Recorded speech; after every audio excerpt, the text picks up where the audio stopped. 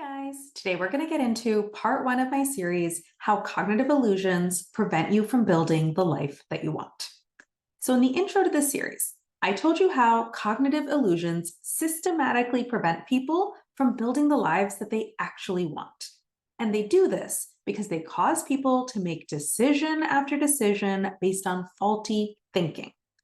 And I also told you how, once you know what these illusions are, you can combat them with signposts that let you know that you've entered the cognitive illusion zone and external structure to help you navigate through the illusion.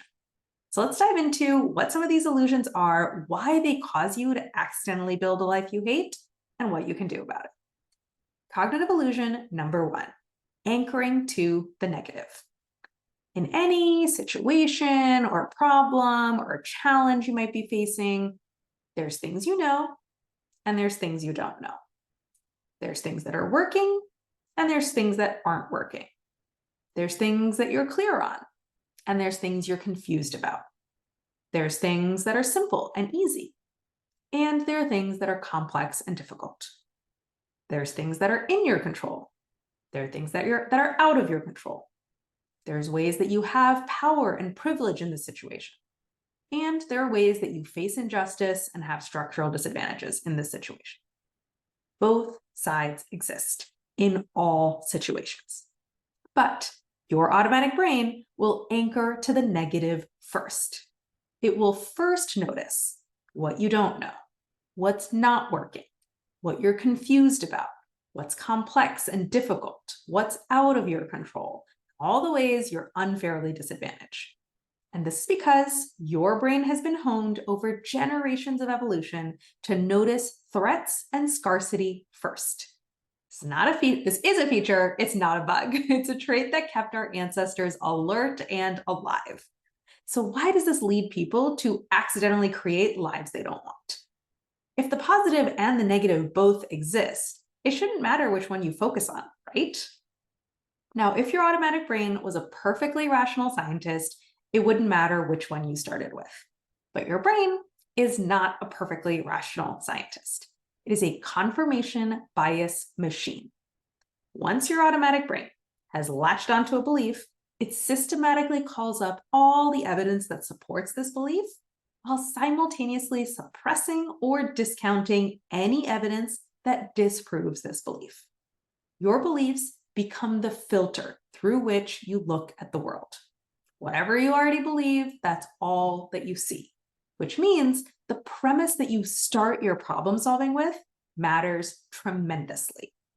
So here are the three ways that anchoring to the negative leads you to create the life you don't want. Way number one, it can lead you to give up before you even begin. Let's say you really want to start a company. You've always wanted to be an entrepreneur and you finally have a product idea that you're really excited about. But then your brain anchors to the negative. It's like, here's all the potential problems with my product, and it's going to be really hard to get funding, and it's really scary not to have a steady income. And what if I pick a bad co-founder? And oh my God, it's going to be so embarrassing if I fail. Your brain paints such a scary picture of the future that you just say, okay, forget it. This is too risky. I'll just stick with my stable job. And just like that, you've created the life that you didn't want. Now that's the most extreme example. Here's way number two, that anchoring to the negative can lead to you creating a life you don't want. You make progress, but it's painful and you don't do your best work. Now, this was something I ran into a lot when I started my business. I wanted to do a really great job of marketing and selling coaching, but my brain anchored to the thought, coaching is complicated. My brain anchored to this thought so strongly that I didn't even realize it was a thought. I thought it was a fact. And when I started from this premise, my brain, just like a Google search, very helpfully gave me all the evidence that supported this belief. It told me things like, you can't necessarily predict where a client session is going to go or what a client's overall journey is going to look like. Different tools work on different people, so you can't guarantee what's going to work on who. We talk a lot about like vague, soft things like feelings, which are pretty hard to describe, and it's hard to quantify the exact results. What do I tell people? They'll feel better, they'll make better decisions, they'll have their own back. I wanted to explain coaching simply and powerfully, but I was thinking about all the ways that coaching is complicated and hard to explain. And it's really hard to explain something simply when you're busy thinking about all the ways that it's really complicated. And I still published pieces and I still got clients and I still made progress, but it was hard and confusing and not as effective as it could have been. I did things like rewrite my Instagram bio again and again and worry that my niche wasn't specific enough and change my mind about what I was offering and buying marketing programs. And I always felt like I was doing something wrong. I was doing what I wanted and I was making progress. It didn't feel very good. And I could tell that I wasn't doing my best work. Life I didn't want had been created. And here's way number 3, that anchoring to the negative leads you to create a life you don't want. You succeed, but you don't feel like you've succeeded. Imagine that you're going to go on a vacation that you've been looking forward to all year. But on your way there, things get totally screwed up. Your flights are delayed by multiple days. You can't stay in the nice hotel suites. You have to stay in a smaller room, and half the attractions you wanted to see are closed. Your brain instantly anchors to the negative. It's like, I've lost so much time, and it's so unfair. They gave my suite to someone else, and I can't believe these attractions are closed. What am I going to do now? My vacation is ruined. And you walk around for your whole trip with a cloud over your head, fuming at how unfair life is and noticing all the ways the trip has gone wrong. But guess what? You're at your fantasy destination. You're at the place that you've been dreaming about all year. But when your brain is busy anchoring to the negative, you can't enjoy it. All you see are the gaps and the problems, and you can't relax and feel like you've arrived. So even though the life that you wanted has been created tangibly in the real world, in your mind, you're still living the life that you didn't want. So how do you combat this cognitive illusion? Remember, you need signposts to let you know that you've entered the cognitive illusion zone, and you need external structure to help you navigate through. You can't rely purely on your intuition. So when it comes to signposts, think about a few specific times when you were anchoring to the negative. Get the examples very clear in your mind, and then write down, what emotions were you feeling? Were you frustrated, confused, tense, inadequate? Also, how did your body feel? Was your throat tight? Did your stomach clench up? Did your shoulders go up to your ears? And what did you do? Did you keep flip-flopping on decisions? Were you working frantically for hours and hours? Did you drink wine and binge watch Netflix? People have different physical, emotional, and action-based reactions when they anchor to the negative. So find yours, because these are the signposts to let you know that you've entered the cognitive illusion zone. And take your time and keep adding to this list as you go. Keep your eye out for more signposts.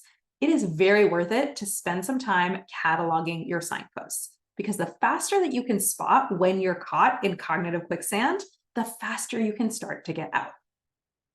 Now let's talk about the external structure. Once you realize that you're under the illusion, here's how you combat it. Consciously anchor to the positive. Do this first before you do any other problem solving or analyzing or decision making. Ask yourself, what do I know? What is working? What am I clear on? What is simple and easy here? What is in my control? How do I have power and privilege here? Put on your things are good sunglasses first, and then look at the problems to be solved and the gaps to be filled. Because this isn't about ignoring problems. It's about approaching problems from a more confident, more capable, less defeatist perspective. So when you want to start a company, but your brain is giving you all the ways it could go wrong, ask yourself, what are all the ways this product could succeed? How is it actually going to be pretty easy for me to get funding? What advantages do I have there? Why is it not that big of a deal for me to not have an income for a while? How do I already have the expertise to ensure that I pick a great co-founder? How will failing at this startup raise my status and credibility? Anchor to the positive.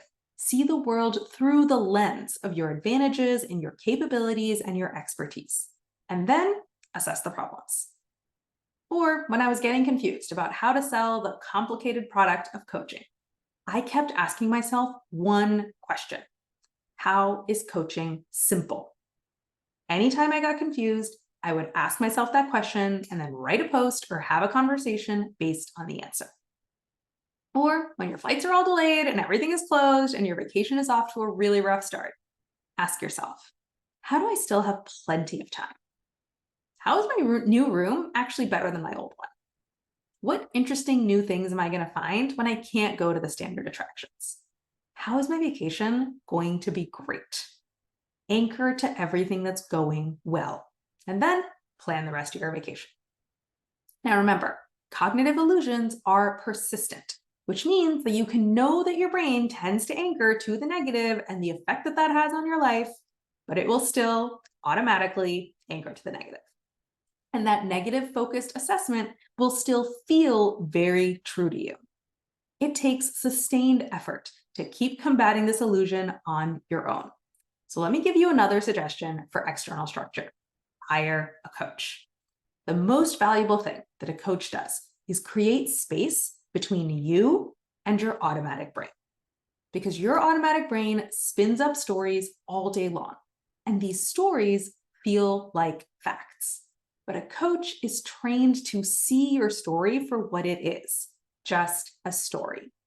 And then to show you, hey, those things that you're saying as if they're cold, hard truths, they're actually subjective stories that your brain is telling you with cherry-picked evidence. And then your coach can brainstorm with you.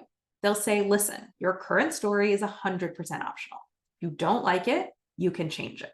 What's a different story that might serve you better? What do you really want? And how do you need to see the world in order to get it? And then your coach can help you structure an implementation plan. Because in the heat of the moment, your brain is probably going to go back to its old story. So we can figure out how can you interrupt it and deploy the new story. And over the course of a whole coaching package, you get enough reps on this process to take it with you for life. Because I don't want you to need me forever. I want you to learn this skill and get out and get back to your life. So if you're ready to get started, come talk to me and let's go. Go to the link above and book a free coaching consult.